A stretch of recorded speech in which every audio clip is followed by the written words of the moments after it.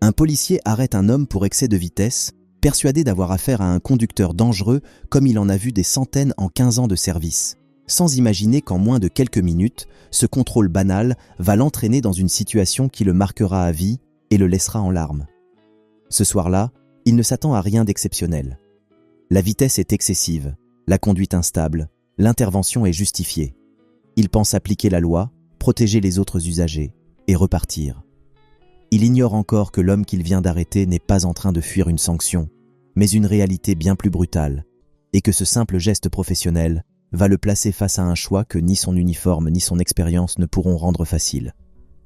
En quelques minutes, ce policier va comprendre que certaines situations ne demandent pas seulement du sang-froid ou de l'autorité, mais une lucidité morale capable de peser les conséquences humaines d'une décision prise au bord d'une route. Et ce choix, il devra l'assumer jusqu'au bout. Il était un peu plus de 20 heures lorsque M. Simon se retrouva seul dans son bureau, la veste posée sur le dossier de la chaise, la chemise légèrement froissée par une journée qui aurait dû s'arrêter depuis longtemps. Les lumières de l'immeuble étaient presque toutes éteintes. Mais lui travaillait encore. Depuis des semaines, il dormait peu. Il partageait son temps entre l'hôpital, la maison vide, et ce bureau devenu un refuge temporaire contre l'angoisse. Sa fille luttait contre un cancer, et chaque jour, il se répétait qu'il devait tenir bon, pour elle. Son téléphone vibra. Il jeta un œil distrait à l'écran, puis se figea. Numéro inconnu. Il décrocha. « Monsieur Simons ?» ?»« Oui. » La voix au bout du fil était calme, trop calme. « Ici le service d'oncologie pédiatrique. »« Je suis désolé de vous appeler si tard. » Il sentit immédiatement son cœur s'emballer. « Votre fille... » La chimiothérapie ne répond plus comme prévu. Il se leva brusquement de sa chaise. « Qu'est-ce que ça veut dire ?» demanda-t-il d'une voix déjà brisée. Il y eut un court silence. « Cela veut dire que son état s'est aggravé.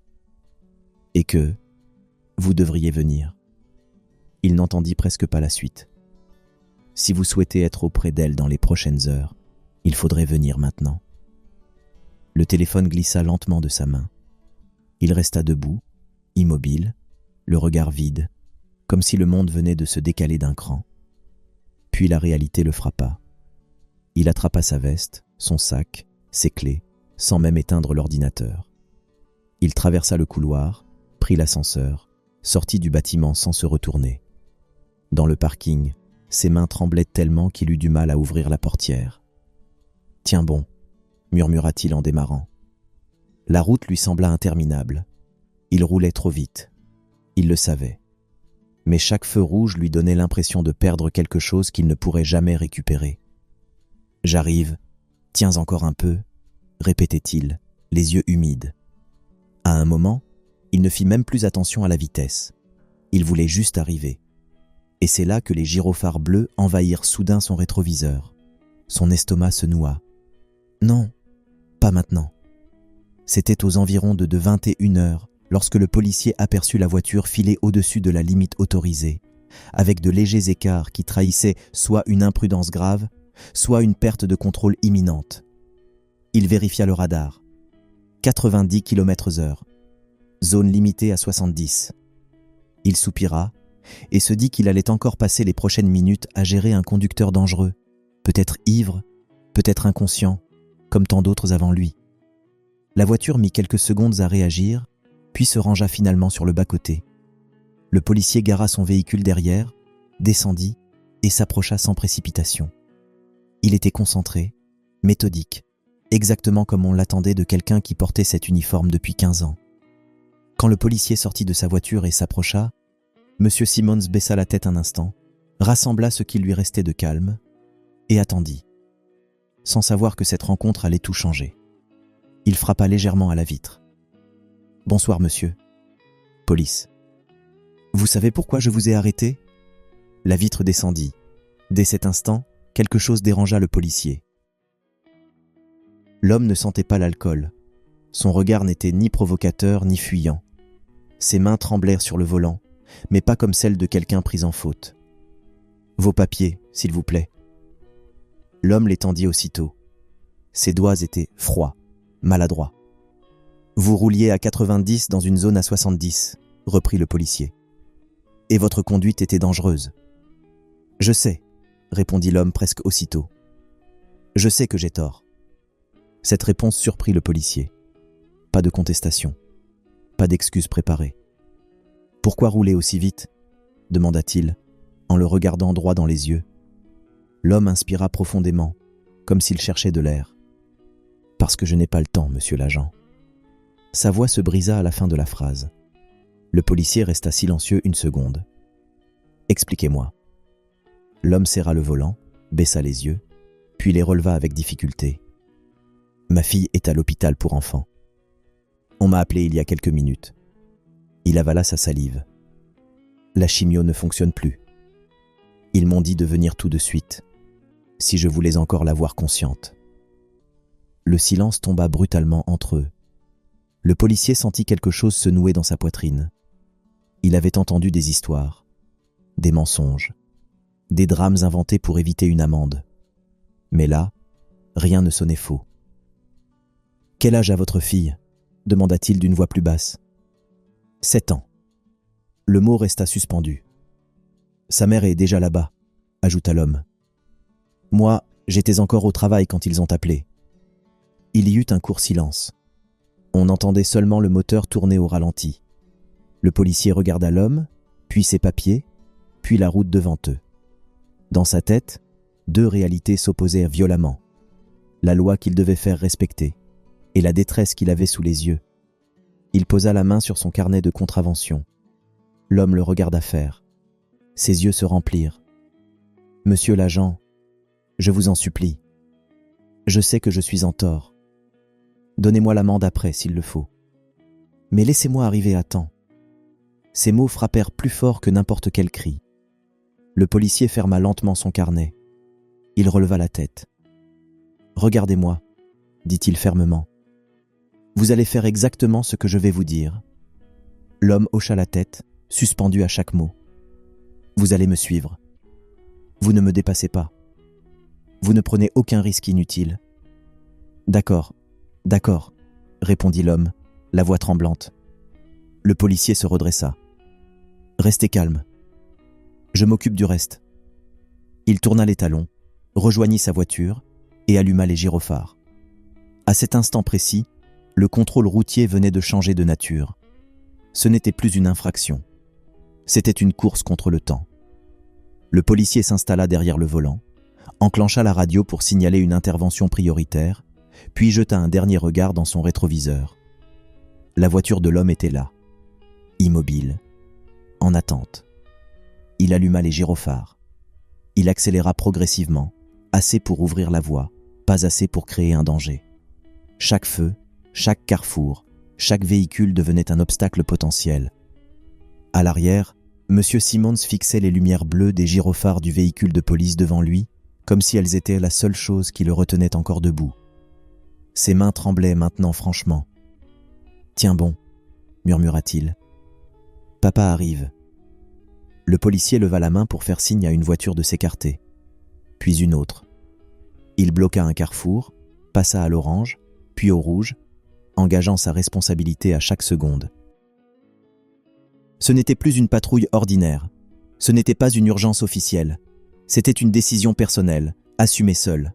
« Centrale, ici unité mobile », dit-il dans la radio. « Escorte en cours. Priorité absolue. » Un silence. Puis une voix. « Bien reçu. Restez prudent. » Il sourit brièvement. La prudence, dans une situation où chaque minute comptait. Il accéléra encore. Son souffle était court. Ses mains étaient moites sur le volant. Il pensa une seconde à tout ce qu'il risquait. Le rapport à rédiger, les questions de la hiérarchie, les conséquences si quelque chose tournait mal. Puis il pensa à ce père derrière lui. Et il continua. Chaque kilomètre semblait plus long que le précédent. Chaque feu, une épreuve. Chaque carrefour, un pari. Encore un peu, se dit-il en regardant la montre. L'hôpital n'était plus très loin. Il ralentit légèrement, pour la première fois depuis le départ, laissant respirer la situation sans jamais couper les gyrophares. Dans le rétroviseur, il vit la voiture derrière lui vaciller légèrement, puis se stabiliser. « Tenez bon », pensa-t-il. Quelques minutes plus tard, le panneau apparut enfin. Hôpital pour enfants. Il sentit une pression se relâcher dans sa poitrine. Il tourna brusquement sur le parking d'urgence et immobilisa son véhicule. L'homme s'arrêta derrière lui. Avant même que le policier n'ait le temps de sortir, la portière de la voiture s'ouvrit violemment. L'homme descendit en courant. « Merci, merci », souffla-t-il en passant devant lui. Il ne s'arrêta pas. Il ne se retourna pas. Il disparut à l'intérieur du bâtiment. Le policier resta immobile, debout sur le parking, les gyrophares encore allumés, le cœur battant trop fort pour une intervention censée être terminée. Il regarda l'entrée des urgences. Et il resta là, sans vraiment savoir pourquoi. Le policier éteignit enfin les gyrophares. Le silence retomba brutalement sur le parking de l'hôpital. Il resta debout quelques secondes, immobile, comme s'il attendait un ordre qui ne viendrait plus. L'intervention était terminée. Officiellement, il n'avait plus rien à faire là. Pourtant, il ne partit pas. Il regarda l'entrée des urgences, puis sa montre. 22h47. Il s'appuya contre sa voiture, croisa les bras, tenta de ralentir sa respiration. Ce qu'il venait de faire commençait seulement à peser. Il pensa au rapport, aux questions, à la hiérarchie. Pourquoi avoir escorté un civil sans ordre officiel? Pourquoi avoir pris ce risque? Il savait déjà qu'il n'aurait pas de réponse simple. Les minutes passaient. Le policier se leva, fit quelques pas, revint. Il ne savait même pas ce qu'il attendait exactement. Une issue? Une confirmation? Ou simplement la fin de cette nuit? Au bout d'un moment qu'il ne sut pas mesurer, la porte s'ouvrit. Il releva la tête immédiatement. L'homme apparut. Il marchait lentement, comme si ses jambes refusèrent d'avancer. Son visage était vidé, ses épaules affaissées. Le policier se redressa sans réfléchir. Ils se regardèrent à distance. Aucun des deux ne parla. Le policier fit un pas vers lui. « Est-ce que... » demanda-t-il, la voix hésitante. « Est-ce que vous êtes arrivé à temps ?» L'homme s'arrêta, le fixa. Ses yeux se remplirent. « Oui, » répondit-il enfin. J'ai pu lui tenir la main. Il inspira profondément. Jusqu'au bout. Le policier sentit quelque chose céder en lui. L'homme s'approcha encore. « Sans vous, je serais arrivé trop tard. Vous m'avez permis d'être là. » Il tendit la main. Le policier la prit. Et sans prévenir, l'homme s'effondra contre lui. Le policier resta figé une seconde, puis posa une main sur son épaule. Il sentit la détresse traverser son uniforme, franchir toutes les barrières qu'il avait construites au fil des années. Ses yeux se remplirent. Il ne chercha pas à retenir les larmes. Ils restèrent là quelques secondes, immobiles, sans parler. Deux hommes debout sur un parking d'hôpital, unis par un moment que rien n'effacerait. Puis l'homme se redressa lentement, essuya son visage d'un geste maladroit, comme s'il s'excusait d'avoir craqué. « Je suis désolé, » murmura-t-il. « Je ne voulais pas... » « Ne vous excusez pas, » répondit le policier d'une voix calme. « Vous n'avez rien à vous reprocher. » Un moment plus tard, M. Simmons se redressa. « Merci d'avoir choisi d'être humain, » dit-il simplement. Puis s'éloigna. Le policier resta seul sur le parking. Ce soir-là, il n'avait pas sauvé une vie, mais il avait sauvé un adieu. Et il sut, au fond de lui, que malgré tout ce qu'il risquait, il referait exactement le même choix.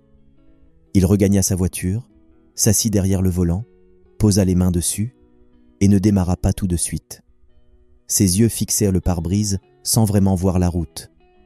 Il repensa à l'excès de vitesse, au carnet resté fermé, aux gyrophares allumés sans ordre officiel. Il repensa surtout à cette phrase « J'ai pu lui tenir la main jusqu'au bout ». Il comprit alors quelque chose de simple, mais lourd de sens. Il avait offert à un père ce que personne ne devrait se voir refuser, la possibilité de dire au revoir. Le policier resta longtemps assis dans sa voiture après le départ de M. Simmons. Il pensait à la loi, à son badge, à tout ce qu'on lui avait appris depuis 15 ans. On lui avait appris à appliquer les règles, à rester neutre, à ne pas laisser les émotions interférer. Mais personne ne lui avait jamais appris quoi faire quand la loi, appliquée à la lettre, pouvait détruire ce qu'il restait d'humain chez quelqu'un. Ce soir-là, il comprit que servir et protéger ne signifiait pas seulement faire respecter un règlement, mais aussi savoir reconnaître le moment précis où l'humanité devait passer avant la procédure. Il n'avait pas désobéi par faiblesse, il n'avait pas cédé par pitié. Il avait simplement choisi de ne pas voler à un père le dernier instant le plus important de sa vie. Et certaines décisions, même si elles ne figurent dans aucun rapport officiel, restent gravées pour toujours dans la conscience de celui qui les prend. Merci d'avoir regardé cette vidéo jusqu'au bout.